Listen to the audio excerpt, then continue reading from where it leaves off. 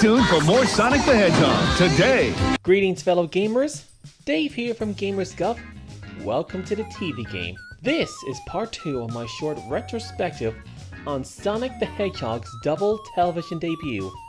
Last time, we went from the first episode of Adventures of Sonic the Hedgehog in the production order, which you can check out through the link in the description. We now move on to the Saturday morning cartoon that broadcasted on ABC in 1993, officially called just Sonic the Hedgehog, but mainly known as Sonic SatAM. This time we're dealing with a show with more emphasis on character development, drama, and survival in this post-apocalyptic world where Sonic fights alongside a ragtag team of rebels, freedom fighters, to fend off the forces of Dr. Robotnik. It ran for 2 seasons, ending on an unresolved cliffhanger, but despite that, many sang the show's praises, including many fans who consider this a better show than its sillier counterpart.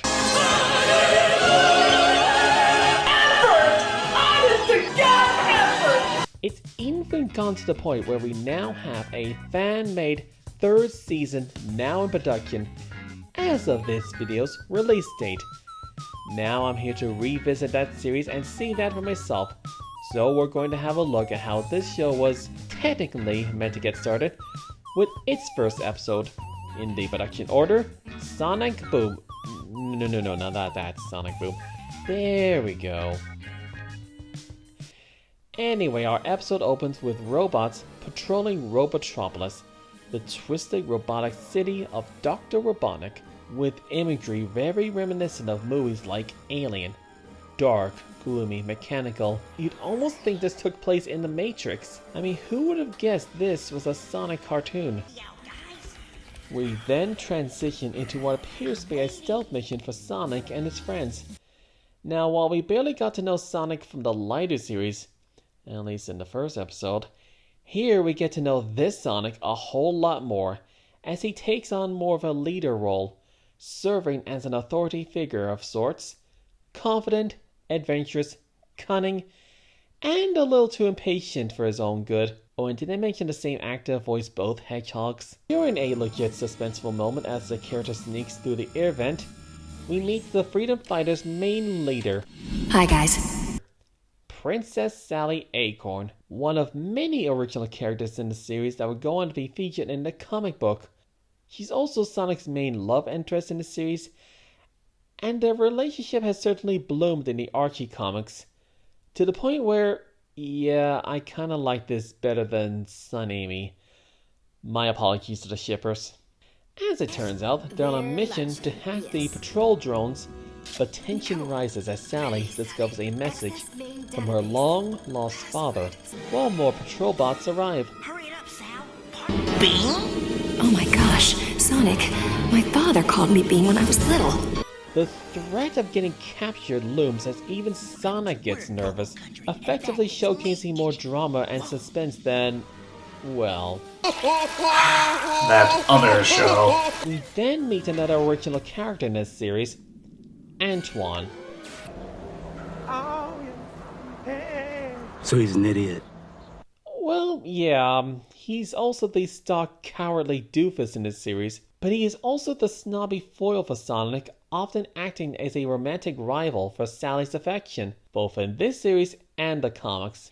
And even then, he does manage to grow past all of that in the comics, with character development linking to another original character in the series, Bunny Rabbit. But that's a topic for another video. For now, in this episode, he's pretty much either a coward or a screw-up. After getting caught, Sonic quickly serves as a distraction, gaining the robot's attention while the others escape.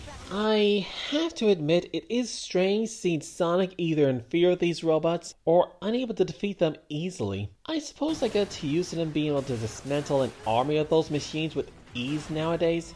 After another look, it is surprisingly effective for this series, because much like a slightly powered down Superman in the animated series and the recent movie, this can allow for more suspense and tension when needed for the story. Plus, he is still fast enough to outmaneuver them with a smug satisfaction. After our hero's escape, we see more Sonic's leadership showcased as he scolds Antoine for messing up. You know it's bad when Sonic is the one lecturing you about your mistakes. That's no good. We get a hint of a love triangle with these three, as a jealous Sonic is annoyed as Sally decides to bring a very smug Antoine with her to find her father. We also get to see more Sally's cunning nature as she basically pulls a Bugs Bunny on Sonic. Wrong? Right. Right or wrong? You're wrong. I'm right, as usual. I say it's duck season, and I say fire! Not to mention a sense of how their maturity differs, as Sally shows more authority and initiative, while Sonic is impulsive as well as short-tempered. He is, however, still mature enough to show concern for Sally's safety. Soon as I find Cat, I'll blast for the swamp. Be mondo careful. You too, Sonic. Then get our introduction to Dr. Robotnik, who is much more of a serious threat than a comical foil, despite a very similar character design. This is where we meet Sniffly, Robotnik's nephew, and another in a collection of Eggman henchmen. He is pretty much Mr. Smithers of the series, a loyal henchman but often the target of Robotnik's frustration. Later on, we see Sonic attempting to rescue a captured comrade named Cat, another original character who surprisingly never appears again in the series. He's pretty much the morph of the series. He's either there to die or, in this case, get captured. His situation, however, is a great opportunity to showcase Sonic's heroic determination and his unyielding loyalty to his friends, which makes us appreciate him more as a hero. After further demonstrations of Sally's authoritative nature as the Princess Leia of the crew, Antoine's cowardice, and of course, Sonic's cocky but heroic nature, our heroes make their way to the secret prison in the swamp. We get some surprisingly raw emotional drama as Sally finds the cloak of her father. It's from my father's cloak. I recognize the design. He was here. But don't worry, there's plenty of comical moments with Antoine. Hello.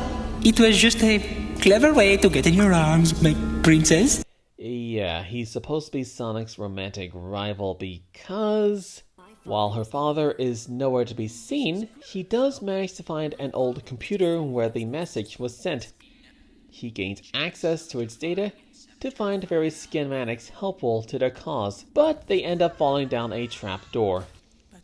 Let's just pray they don't encounter that monster from the Death Star garbage compact. Not quite, but they do end up encountering Slimer's demonic cousin. Sonic manages to power through that thing. Thankfully it was just a robot, otherwise this would have been a hard TVMA. They then use the schematics to navigate their way back to Robotropolis. Sonic tries to rescue Cat, but alas, he's left it too late. Cat is long gone.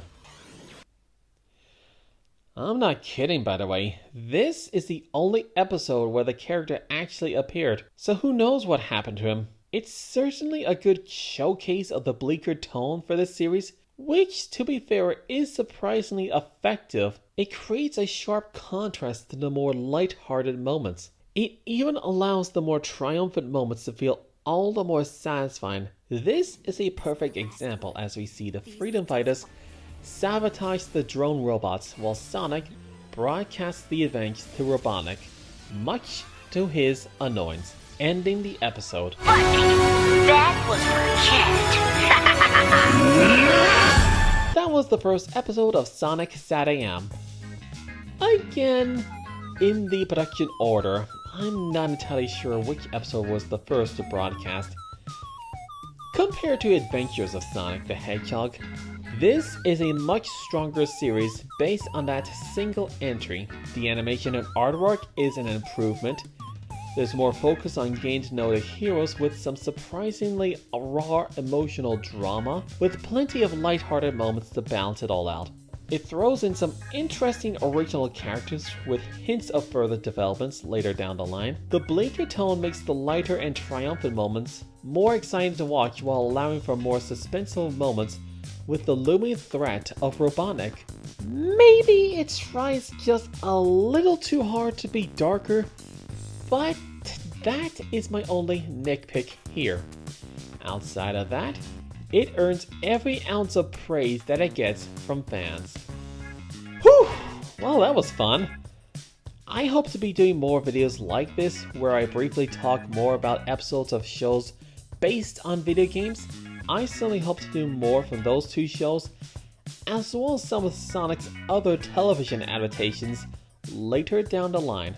If there is a show you would like me to check out that could fit the established mold of the TV game, let me know in the comments below. Until then, see ya!